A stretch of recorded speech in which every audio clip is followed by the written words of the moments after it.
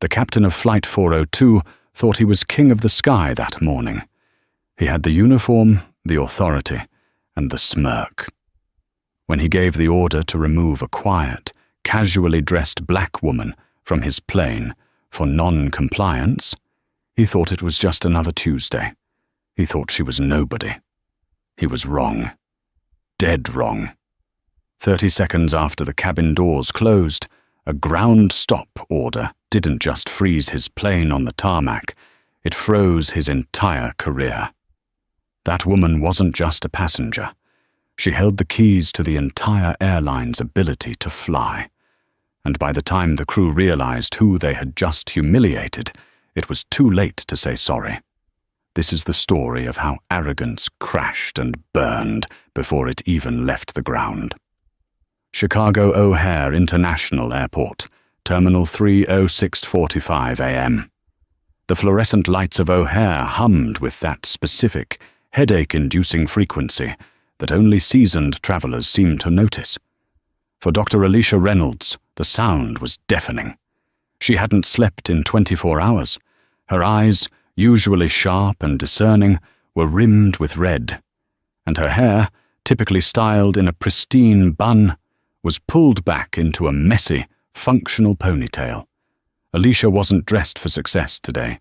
She was dressed for survival.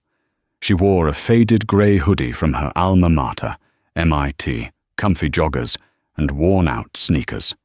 To the untrained eye, she looked like an exhausted mother or perhaps a student heading home for the holidays. She certainly didn't look like the regional director of the Federal Aviation Administration's FAA, Office of Aviation Safety.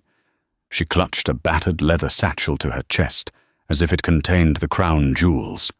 In reality, it held something far more volatile: the preliminary audit reports for Vanguard Airlines. Vanguard was a mid-tier carrier trying to break into the luxury market. They had painted their planes gold and navy, upgraded their first-class snacks, and launched a massive PR campaign about the royal treatment.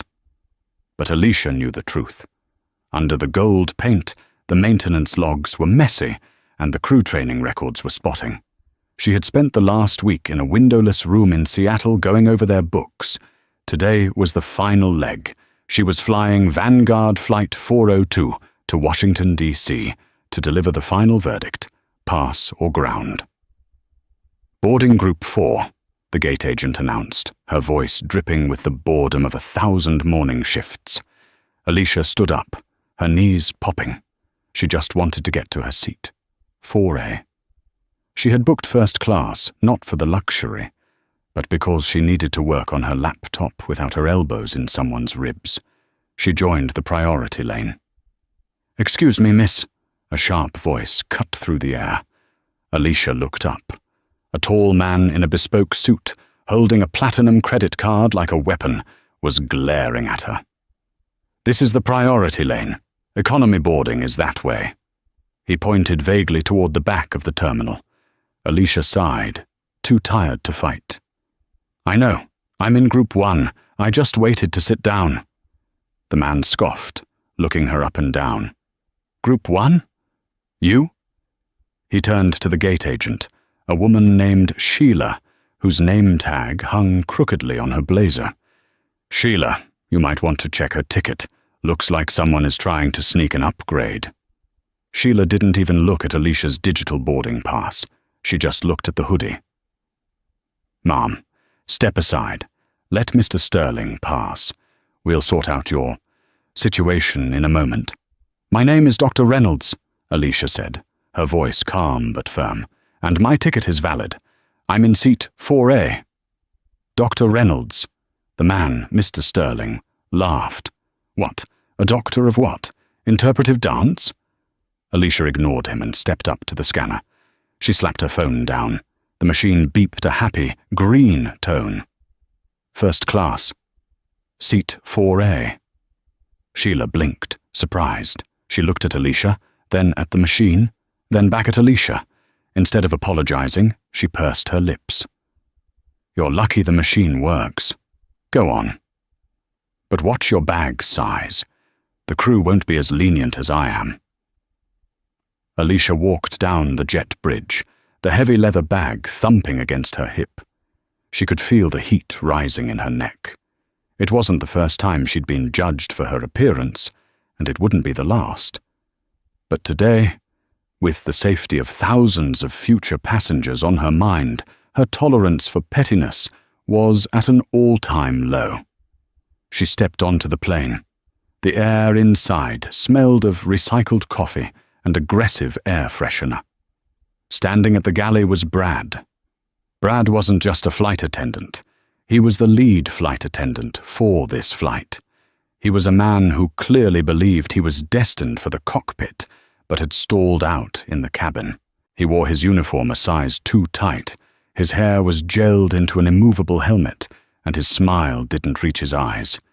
It was a shark's smile.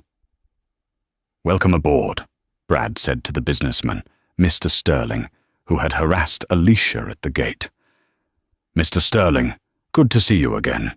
Captain Holbrook will be pleased you're flying with us." "Good to see you, Brad," Sterling chuckled, sliding into seat 2A. "Keep the riffraff out today, will you?" Brad nodded conspiratorially. Then he turned to Alicia. The smile vanished. "Boarding pass," he demanded, extending a hand. "I scanned it at the gate," Alicia said, moving toward seat 4A. Brad stepped in front of her, blocking the aisle. He was tall, looming over her. "I need to see it again. We have a lot of confusion with seating assignments today." Alicia pulled up her phone again, showing the screen. Brad stared at it for a long, uncomfortable silence. "4A," he muttered, clearly disappointed. "Fine, but that bag." He pointed to her leather satchel. "It's too big. You have to check it." Alicia tightened her grip on the bag. The bag contained the original handwritten maintenance logs she had seized from the Seattle office. They were evidence. She couldn't let them out of her sight.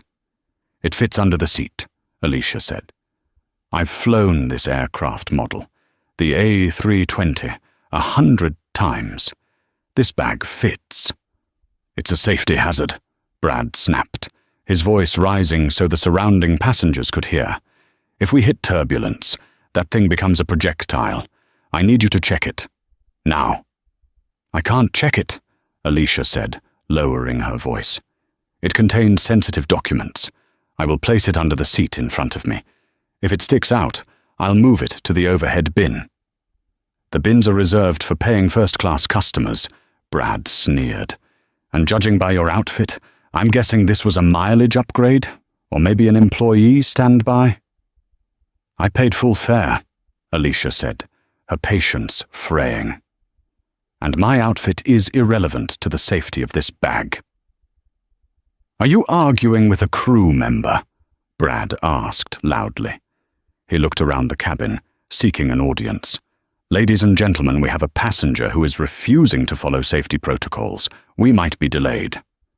A groan went up from the seated passengers. Mr. Sterling turned around in seat 2A. "Oh, come on. Just check the damn bag, honey. Some of us have business to get to." Alicia looked at Brad. "I am not refusing safety protocols. I am telling you that this bag complies with carry-on dimensions. You can measure it." "I don't need to measure it," Brad said, crossing his arms. "I'm the lead flight attendant. My word is final. Check the bag or get off the plane." Alicia took a deep breath. She looked at Brad's name tag. "Bradley C." "Bradley," she said softly, "you really don't want to do this. I am asking you, professionally, to let me take my seat. I have work to do that is critical for your airline." Brad laughed. It was a loud, barking sound. "For my airline? Who are you? The CEO's cleaner?" From the cockpit, the door opened. Captain Jeffrey Holbrook stepped out. He was a silver-haired man who looked like he had been cast as a pilot in a movie from the 1980s. He radiated arrogance. "What is the problem here, Brad?" Captain Holbrook boomed. "Passenger in 4A is refusing to check a non-compliant bag and is being aggressive, Captain." Brad lied smoothly. "She's delaying the flight. Captain Holbrook looked at Alicia. He didn't see the exhaustion. He didn't see the intelligence. He saw a hoodie. He saw a woman of color. He saw a nuisance. "Ma'am," Holbrook said, his voice dripping with condescension. "On my plane, the crew's instructions are law. You check the bag or you leave. I won't have disruptive behavior on my ship." Alicia looked at the captain. She recognized the name Holbrook from the files in her bag. He had 3 reported incidents of bypassing pre-flight checklists in the last year. He was one of the problem children she was investigating. The irony was palpable. "Captain Holbrook," Alicia said, "my bag contains federal documents. I cannot check it. I am happy to demonstrate that it fits." "Federal documents," Holbrook scoffed. "Right. And I'm the president. Brad, call the gate agent. Get security. Get her off." Alicia froze. "You are making a mistake, Captain. A very expensive mistake." "The only mistake was letting you board," Brad muttered. He grabbed his radio. "Gate, we need a removal. Seat 4A, non-compliant, aggressive." The die was cast. The next 10 minutes were a blur of humiliation designed to break the spirit. 2 airport police officers, heavy-set men with tired eyes, squeezed down the aisle. They weren't bad men, just men doing a job, reacting to the authority of a pilot's uniform. "Ma'am, you need to grab your things," the first officer said. Alicia didn't shout. She didn't scream. She knew that any display of emotion would only be used against her. She stood up. She picked up her leather satchel. "I am complying," Alicia said clearly, looking directly at the camera phone that a teenager in row 3 was pointing at her. "I am leaving voluntarily. I want it noted that I offered to stow my bag safely and was denied." Yeah, save it for the blog," Mr. Sterling heckled from the front. "Bye-bye." A woman in seat 3C, a Karen with oversized sunglasses, chimed in. "Honestly, the entitlement of some people. Just because you got a lucky ticket doesn't mean you own the plane." Brad stood by the cockpit door, arms crossed, smirking. He looked like a cat that had just eaten the canary. As Alicia passed him, he leaned in. "Maybe try the bus next time," he whispered. "More your speed." Alicia stopped. She turned her head slowly and looked Brad in the eye. The air temperature seemed to drop 10 degrees. "Remember this moment, Bradley," she said, her voice barely a whisper, yet it carried the weight of a judge's gavel. "Remember exactly how good this feels, because it's the last time you will ever feel power on an airplane." Brad blinked, unsettled for a microsecond, before his arrogance returned. "Get off my plane." Alicia walked up the jet bridge. The cool air of the terminal hit her face. The gate agent, Sheila, was shaking her head. "I told you, didn't I? Should have just listened." Alicia didn't answer. She walked past the gate desk, past the staring passengers in the waiting area, and found a quiet corner near a vending machine. She set the leather bag down gently. Her hands were shaking, not from fear, but from adrenaline. She took a deep breath, counting to 4. Then she pulled out her phone. She didn't call customer service. She didn't call a lawyer. She didn't call her mum. She opened her contacts and scrolled to a number saved as Director Weiss, FAA Priority Line. She hit dial. "Alicia!" The voice on the other end was gruff. It was Marcus Weiss, the National Director of Aviation Safety. "You land in D.C. yet? I have the board waiting for the Vanguard report." "I'm not in D.C., Marcus," Alicia said, her voice turning into pure steel. "I'm at O'Hare. I was just involuntarily denied boarding and removed from Vanguard Flight 402. "What?" Marcus sounded confused. "Why? Was the flight overbooked?" "No. The captain and lead flight attendant removed me because they didn't like the look of me, and they refused to let me stow the audit files in the cabin." They called the police on me, Marcus. There was a silence on the line, a dangerous silence. They kicked you off? Marcus asked, his voice lowering. Do they know who you are? They didn't let me tell them, Alicia said. But here is the situation. Captain Jeffrey Holbrook is the pilot in command. I have his file in my bag. He has a history of skipping safety checks. I just witnessed the flight crew, specifically lead attendant Bradley, exhibit gross negligence regarding cabin interpersonal safety and profiling. Marcus, I am pulling their certificate. The whole airline? No, Alicia said, watching the plane through the window. The jet bridge was pulling back. They were preparing to push back. Just this flight, for now. I want an immediate grounding order. Code Red. Pilot is emotionally compromised and exhibiting erratic judgment. I am flagging Flight 402 as unsafe for departure. On it, Marcus said. Give me 30 seconds. Alicia stayed on the line.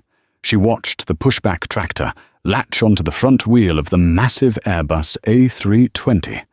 She watched the lights flicker on. Inside the plane, Brad was probably popping a bottle of champagne in the galley, laughing with Sterling. Captain Holbrook was likely running through his checklist or skipping parts of it, feeling like the king of the world. They had no idea that the woman they had just thrown out was the one person on Earth who could clip their wings. Done, Marcus said in her ear.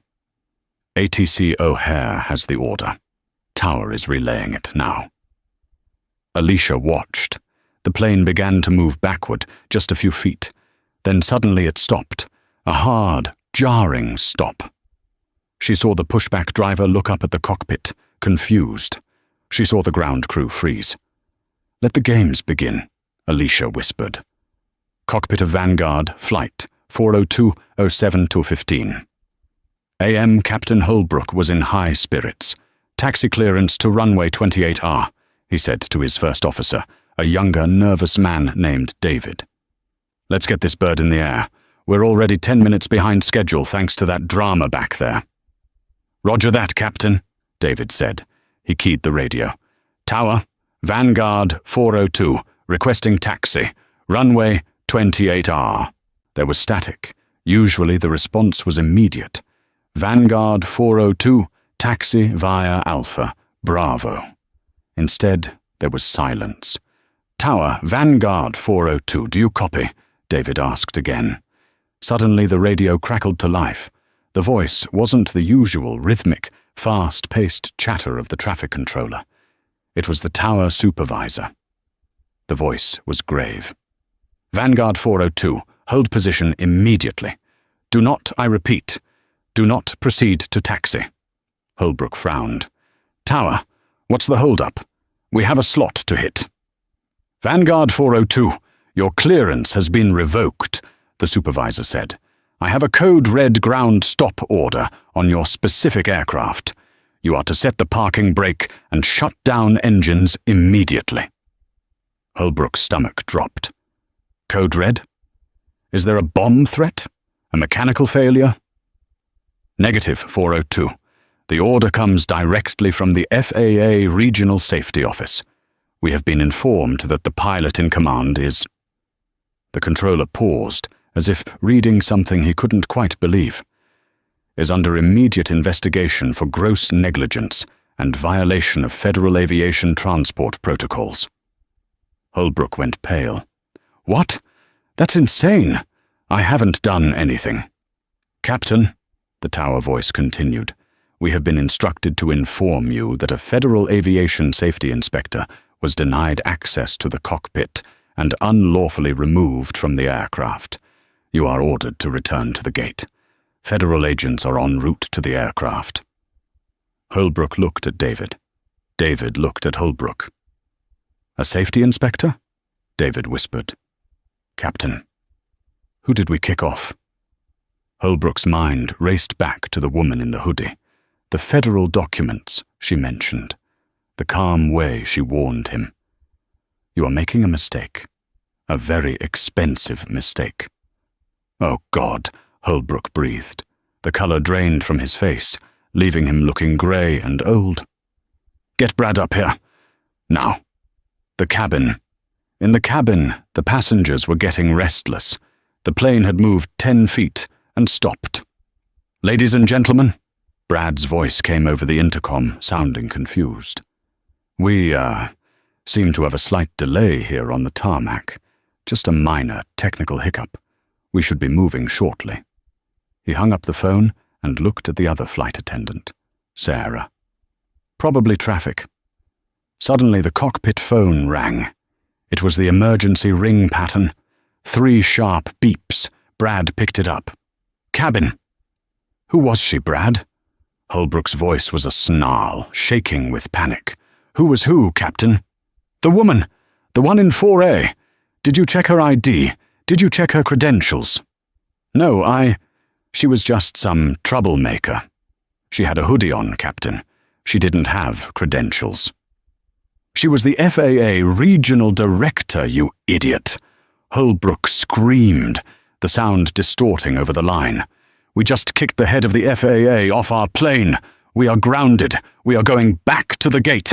And if I lose my license over this, I am taking you down with me." Brad dropped the phone. It dangled by its cord, swinging back and forth. He looked out the porthole window. He could see the gate they had just left. A black SUV with government plates had pulled up onto the tarmac next to the jet bridge. 2 men in suits were getting out, and standing there, with her arms crossed and her leather bag at her feet, was the woman in the hoodie. She was looking right at the plane, right at him. She wasn't smiling. She wasn't frowning. She was just waiting. Brad felt his knees turn to water. He slumped against the galley wall. The smirk was gone. The power was gone. In seat 2A, Mr. Sterling tapped his watch. "Hey, what's going on? I have a meeting." Brad looked at him with dead eyes. "The meeting is cancelled," he whispered. "Everything is cancelled." Gate K12, Chicago O'Hare, 07:35 AM.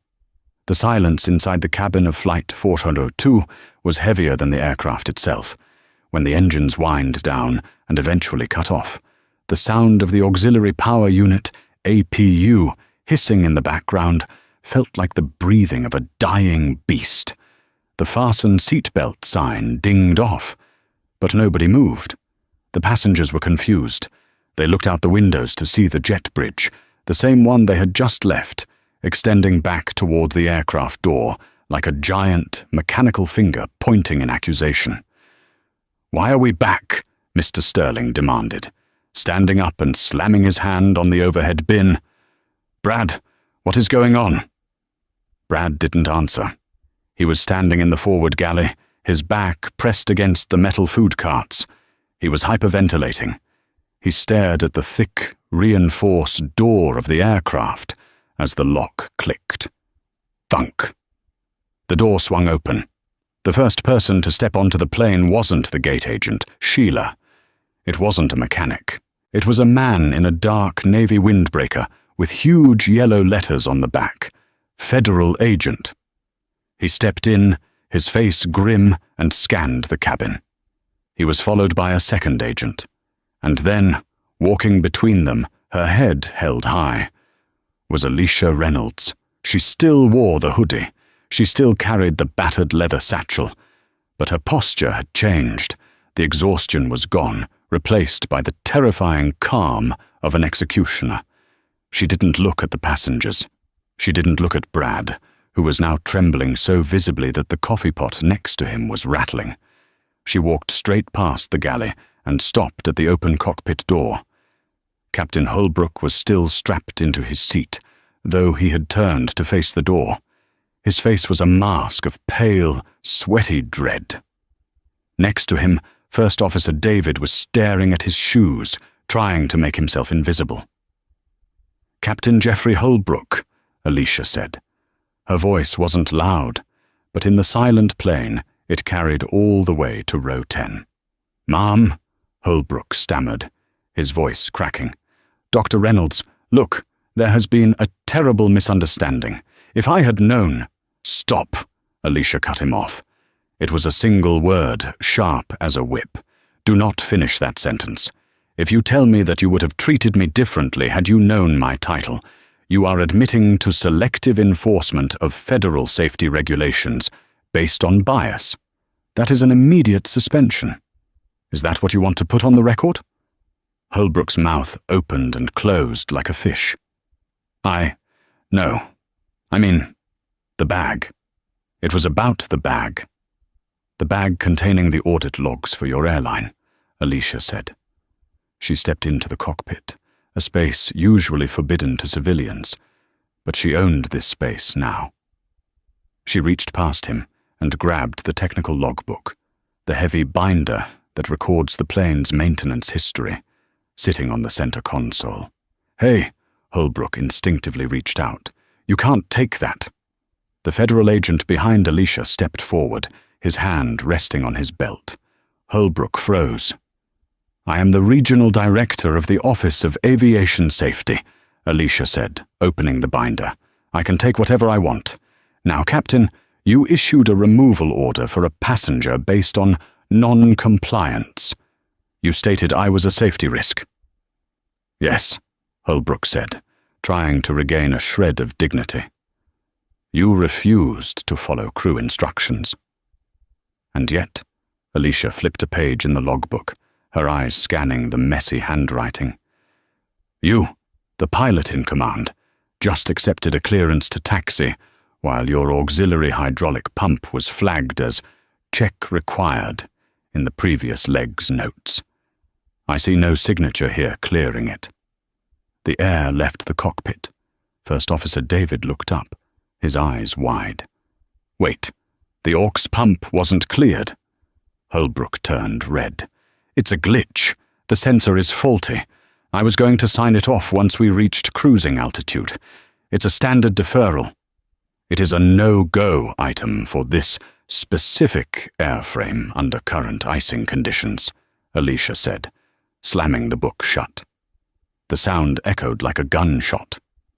"You were about to fly 300 people into a winter storm with a compromised backup hydraulic system because you were in a rush. You didn't just kick me off, Captain. You tried to fly an unairworthy aircraft." She turned to the federal agent. "Escort Captain Holbrook off the aircraft. Pull his credentials. He is grounded pending a full Section 409 investigation." "You can't do this!" Holbrook shouted as the agents moved in. "I have 30 years of experience. Do you know who I am?" Alicia leaned in close, her voice dropping to a terrifying whisper. "You are a liability, Jeffrey.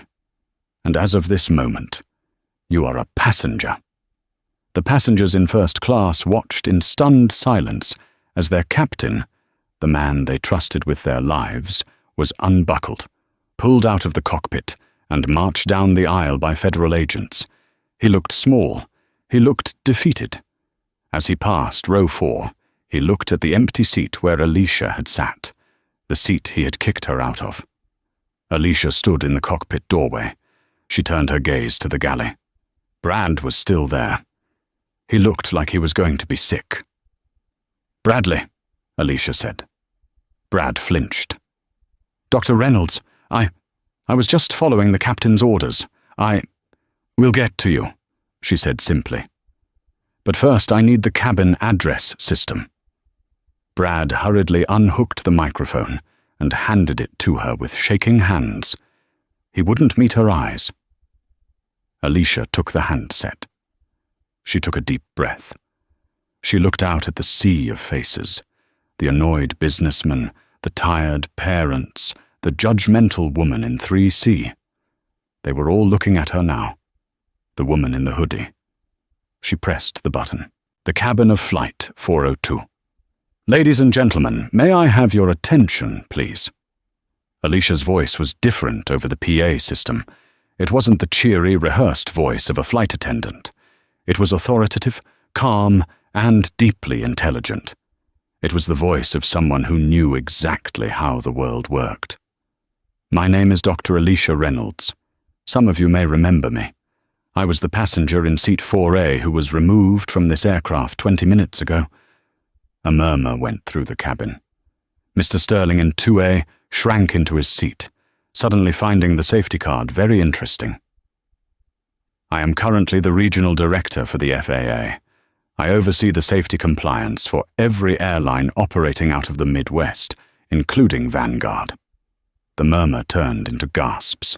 The teenager who had filmed her earlier lifted his phone again, but this time in awe, not mockery. "I apologize for the delay in your travel plans today," Alicia continued. "I know many of you have meetings, families, and destinations to get to, but I want to be very clear about why we have returned to the gate." She paused, making eye contact with the woman in 3C, the one who had called her entitled. "I was not removed because my bag was too big. My bag complies perfectly with federal regulations. I was removed because the crew of this flight decided that my appearance didn't match their expectation of a first-class passenger. They decided that a black woman in a hoodie and sneakers could not possibly have a valid reason to protect the documents in her possession." The cabin was dead silent. You could hear a pin drop. "However," Alicia said, her voice hardening, "that is a personnel issue. If that were the only problem, I would have filed a complaint and let you fly. But I am not just a bureaucrat. I am an engineer." She held up the technical logbook she had taken from the cockpit. "When I sat in seat 4A, I noticed a vibration in the floor panels during engine startup. A vibration that is consistent with a failing hydraulic check valve. When I tried to keep my bag near me, it was because it contains the maintenance history of this fleet, files that prove Vanguard has been deferring critical maintenance to save money." She opened the book and pointed to a page, though only the front rows could see it. "Captain Holbrook was attempting to fly this plane with a known failure in the secondary hydraulic loop. In the icy conditions we are expecting over DC, that failure could have led to a loss of steering control upon landing." The color drained from Mr. Sterling's face. He looked out the window at the snow beginning to fall. "So," Alicia continued, "we are not back at the gate because I was offended. We are back at the gate because, had we taken off, there is a statistical probability of 40% that this plane would have skidded off the runway at Reagan National." A collective gasp of horror swept through the plane. A mother in row 8 clutched her baby tighter. "I didn't turn this plane around to punish the crew," Alicia said, her voice softening slightly. "I turned it around to save your lives." She lowered the handset for a moment, letting the weight of her words sink in. Then she raised it again. "This aircraft is now grounded. It will not fly today. Vanguard is legally obligated to rebook all of you on partner airlines immediately. You will receive full compensation, and I have instructed the ground staff to issue travel vouchers for the inconvenience." She looked at Brad, who was staring at the floor, tears silently streaming down his face. "Furthermore, this flight crew has been relieved of duty. A new crew and a safe plane will be assigned to those of you continuing with Vanguard." Alicia clicked the handset back into its cradle. She didn't wait for applause. She didn't wait for thanks.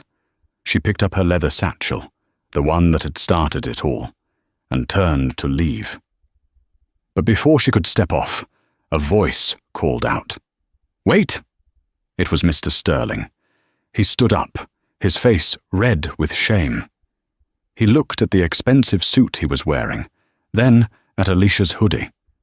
He looked at the empty captain's chair, then at the woman who had just saved him from a potential crash. "Dr. Reynolds," Sterling said, his voice humble for the first time. I said some things. About your bag. About you." Alicia stopped. She looked at him. She didn't smile. She didn't offer him absolution. "You assumed I didn't belong, Mr. Sterling," she said. "You assumed that because I didn't look like you, I was beneath you. Let this be a lesson. In aviation, as in life, the things that keep you safe aren't always pretty or polished or dressed in a suit. Sometimes they look like hard work. Sometimes they look like me." She turned to the Karen in 3C. "And for the record, it's not entitlement if you actually own the authority." Alicia walked out of the plane. As she stepped onto the jet bridge, a slow sound started behind her. One person clapping, then another. Then the whole cabin erupted into applause. It wasn't polite applause. It was the thunderous, relieved applause of people who realized they had just narrowly avoided a disaster. Alicia didn't look back. She walked up the ramp to the gate desk. Sheila, the gate agent, was standing there, holding a phone, looking terrified. "Dr. Reynolds," Sheila squeaked. "Headquarters is on line 1. The CEO of Vanguard wants to speak to you." Alicia took her phone out of her pocket. She saw the blinking light. "Tell him I'm busy," Alicia said, walking past the desk toward the airline club lounge. "Tell him I'm getting a coffee. He can call me when he's ready to explain why his pilots are skipping safety checks." She walked away, her hoodie blending into the crowd, an anonymous guardian angel in a sea of travelers. But the story wasn't over.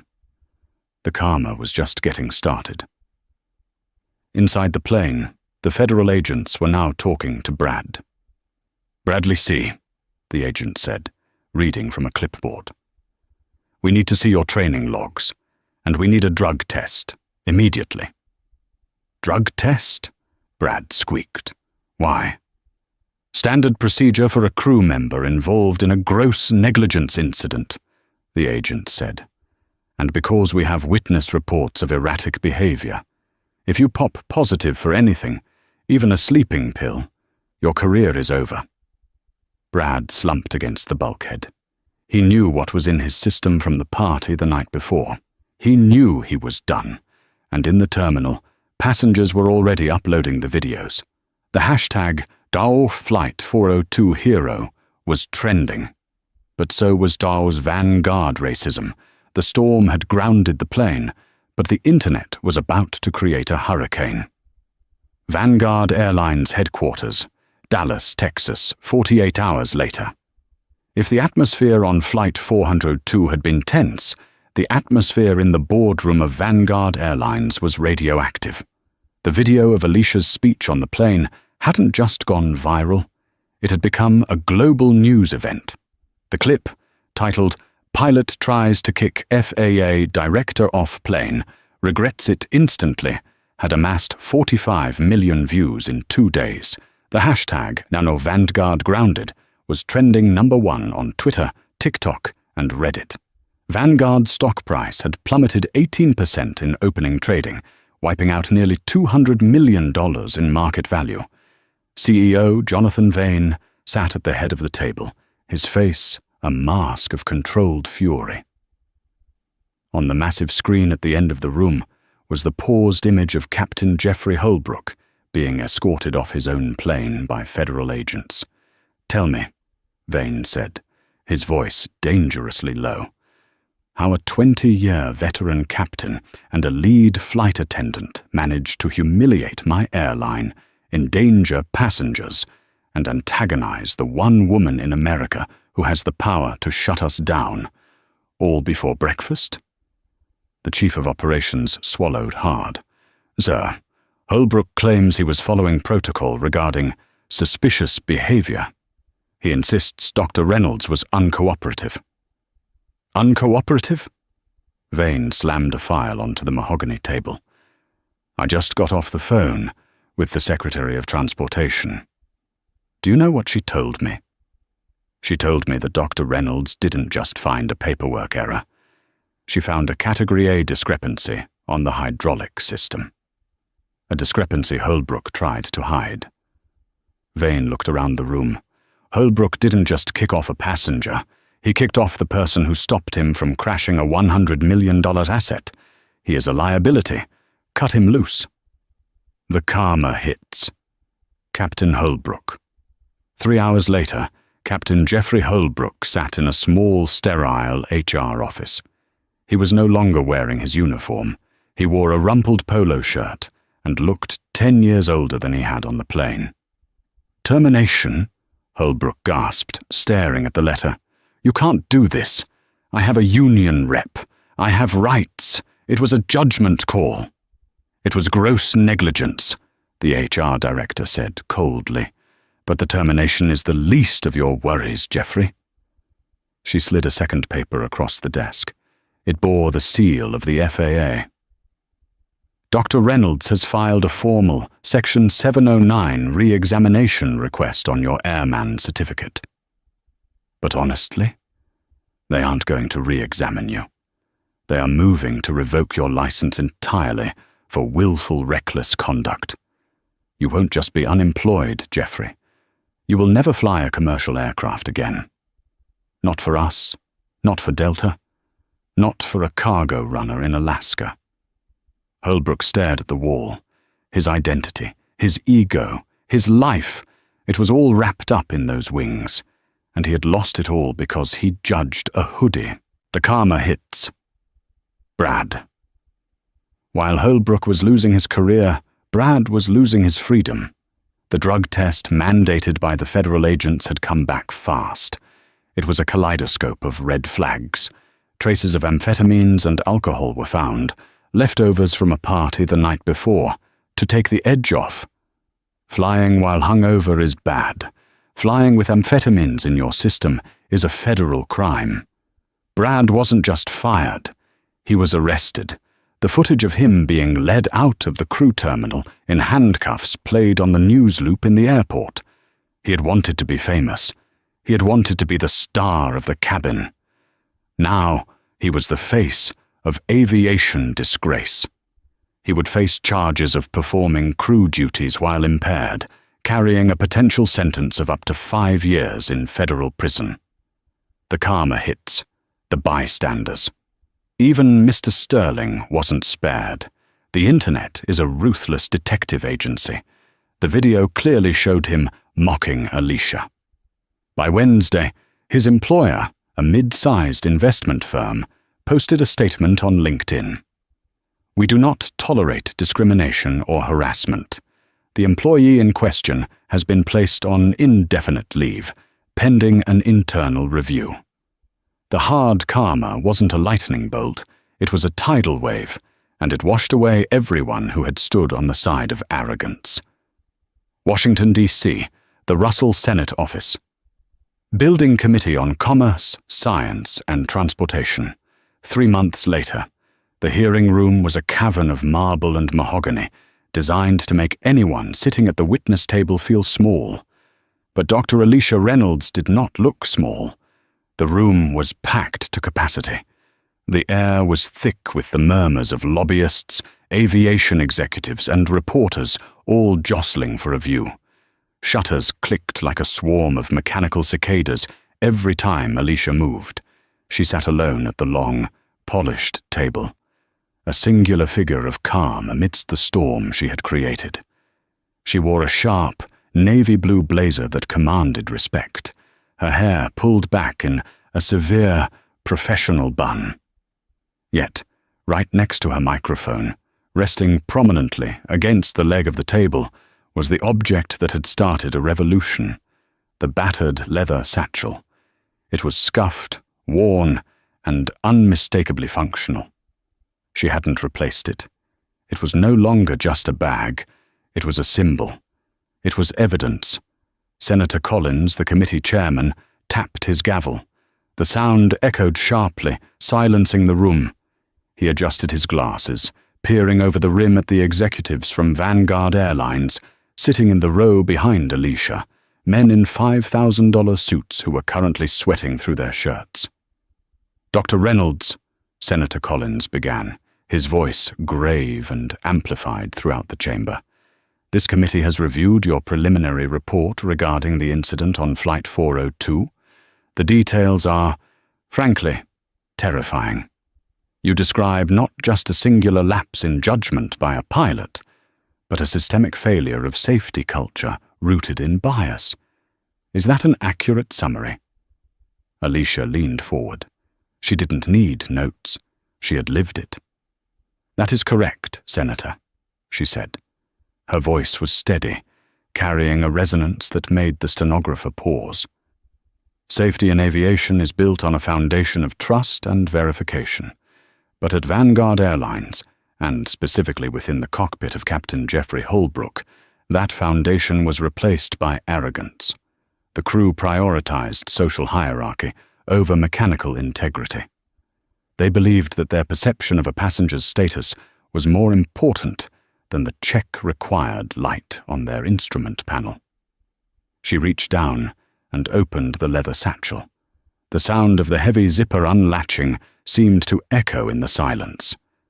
She pulled out a thick binder, the finalized audit of Vanguard Airlines. Senator, since that day, my team has conducted a forensic audit of Vanguard's entire fleet maintenance history, Alicia continued. We didn't just find one error. We found 52 separate instances in the last 6 months where critical maintenance was deferred to avoid delays. We found Category A discrepancies, issues that should ground a plane immediately, being ignored because the pilots felt pressure to meet on-time performance metrics. She held up the binder. Captain Holbrook didn't just try to kick me off because he didn't like my hoodie. He tried to remove me because I was an obstacle to his schedule. He was willing to fly a plane with a compromised hydraulic pump into an ice storm rather than admit a mistake. That is not just negligence, Senator. That is a gamble with human lives. The room was dead silent. Even the reporters had stopped typing.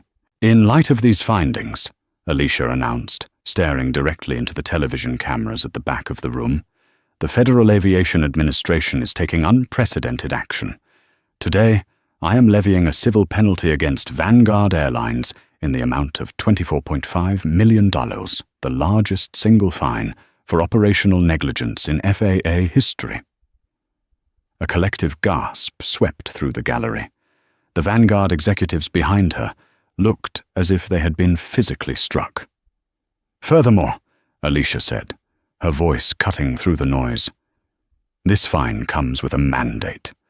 We are implementing the Reynolds Protocol. Effective immediately, all flight crews operating under U.S. jurisdiction must undergo mandatory, recurring training on implicit bias and its direct link to crew resource management, CRM. We are teaching pilots that safety does not look like a uniform. It does not look like a suit. Sometimes safety looks like a tired engineer in a hoodie, and if you dismiss that person, you do so at your peril. The gavel banged again, signaling the end of the session, but nobody moved. They watched as Alicia Reynolds gathered her papers, zipped up her battered bag, and walked out. She didn't look back at the Vanguard executives. She didn't need to. They were already part of the past. She was the future. Reagan National Airport, DCA. 1 year later, the seasons had turned, bringing winter back to the nation's capital. Outside the massive glass walls of Terminal B, the tarmac was a grayscale landscape of slush and de-icing trucks. Snow swirled in the floodlights, a chaotic dance of white against the grey sky. Dr. Alicia Reynolds stood near Gate 35, watching the dance. She was tired. It had been a long year. The Reynolds Protocol was now standard across the industry, but implementing it had meant endless travel, endless lectures, and endless fights with unions. She was no longer just an engineer, she was a public figure. Today, however, she was just a passenger. She was heading back to Chicago for the holidays. She wasn't flying Vanguard. She rarely flew them these days, though under new management, their safety record had improved dramatically. Today, she was flying American Airlines. She was dressed for comfort. Dark denim jeans, a thick wool sweater, and her favorite worn-in sneakers. And of course, the leather satchel was slung over her shoulder. We are now inviting Group 1 passengers to board. the gate agent announced, her voice pleasant and professional. Alicia adjusted her bag and stepped toward the lane. Suddenly, a blur of movement cut across her path. A young man, likely in his late 20s, rushed toward the scanner. He was the picture of corporate ambition, a slim fit suit that cost more than Alicia's first car, a designer carry-on rolling smoothly behind him, and a Bluetooth earpiece blinking in his ear.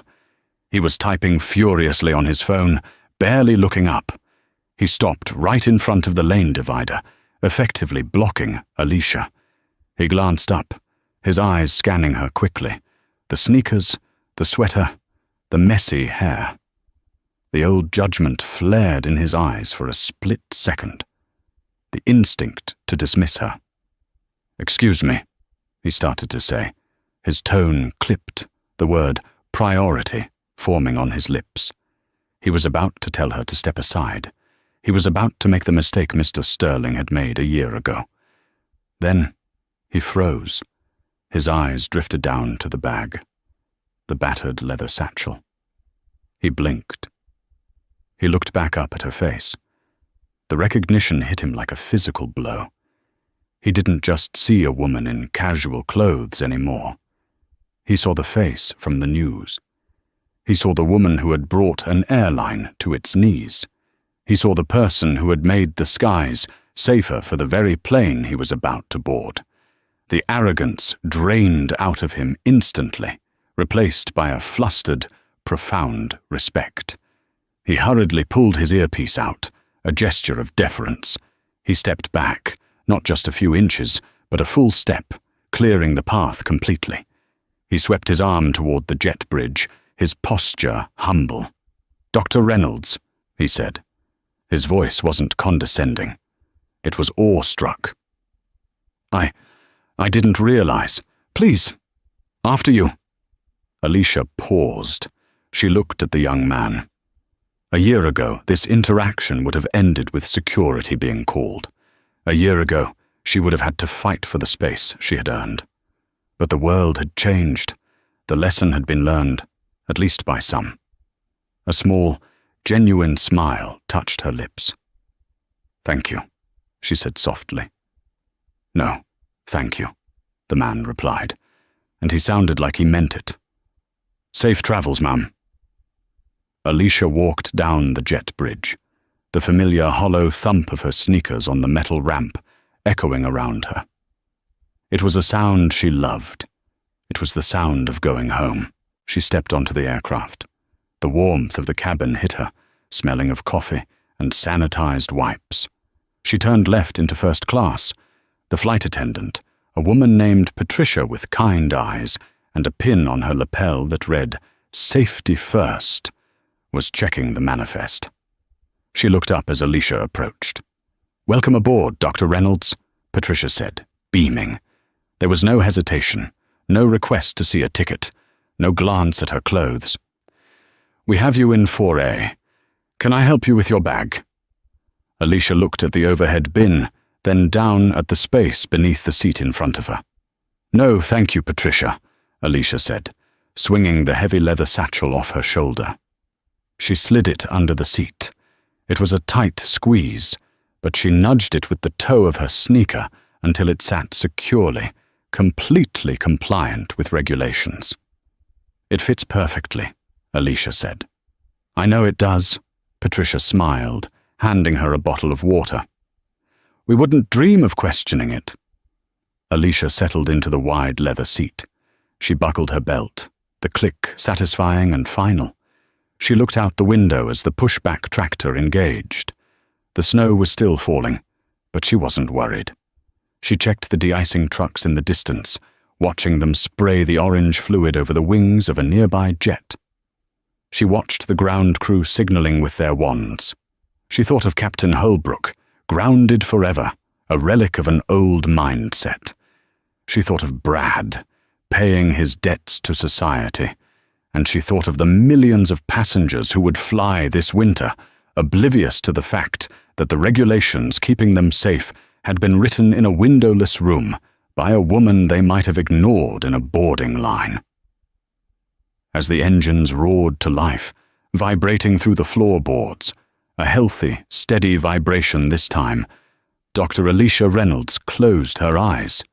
She had cleared the turbulence. The sky was hers, and this time nobody was going to tell her otherwise. This story is a powerful reminder that authority isn't what you wear, it's what you know. Captain Holbrook and his crew judged Dr. Reynolds based on her appearance, assuming a black woman in a hoodie couldn't possibly be important. That assumption cost them their careers. In a world obsessed with image, Alicia proved that competence is the only currency that matters. She didn't just save herself from humiliation. She saved hundreds of lives by refusing to let arrogance override safety. It's a lesson for all of us. Treat everyone with respect, whether they're in a bespoke suit or a faded hoodie, because you never know who is truly holding the keys to your safety. If you enjoyed this story of instant karma and justice served, please hit that like button. It really helps the channel. Don't forget to share this video with someone who needs a reminder to stay humble and subscribe for more real-life drama stories. Thanks for watching.